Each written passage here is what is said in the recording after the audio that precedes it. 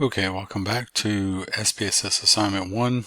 Just need to finish up on this to let you know what it is that you're expected to do, and then I'll add on some things from Chapter 2 as well to the discussion. So in general, your SPSS assignments are set up in mostly the same way. I'm going to ask you to work through those examples at the beginning of the chapter, and then I'll give you a new data set and ask you to perform the same types of procedures on the alternative data set. And usually I'll provide you a set of questions and instruct you to submit your output and data set.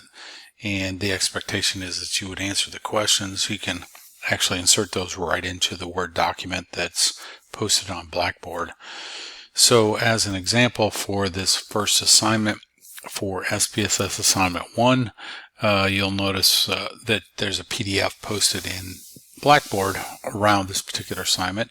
And so for the first part for Chapter 1, there's a data file that's called Biology Algebra Star. And so I've got some data from the STAR EOC assessment for 100 high school students. And then I ask you to do some of the same things you were asked to do in Chapter 1 in the Aki text. I ask you to provide the labels for the coding of gender. In this case, I'm asking for 0 to be female and 1 to be male.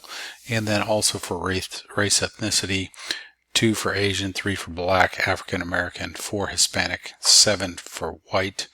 And then also create descriptive labels. I didn't talk about that. They do discuss that in the Aki text, so I'll leave it up to you to figure out how to provide a label. So I've got a cryptic title for the variable BioSS, and then I'd like you to create a descriptive label that in the output would show biology scale score for BioSS, likewise for algebra.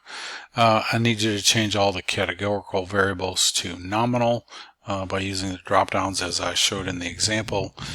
Sort all the cases by campus. I showed you how to do that as well in the video.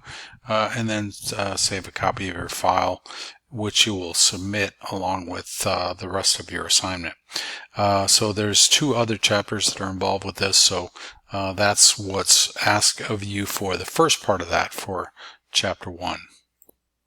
So here's what the Bioalgebra Star data file looks like. You can see that there's a lot more columns than the previous one, and a lot more individuals are included. You'll also notice some other things, that there are some missing data in this data set. And so you'll notice that SPSS puts a dot in each one of those empty cells. And so part of your challenge coming up later in this course is to figure out, what am I going to do with those individuals who have missing data in their data set. Looking under the variable view, you'll notice I do have some values included there, and one group labeled, and so your job will be to use this column and this column as well as the measure column in order to update that information and make it correct so that you can turn this data file in. Now you'll also be using this data file for the Chapter 2 and Chapter 3 as well.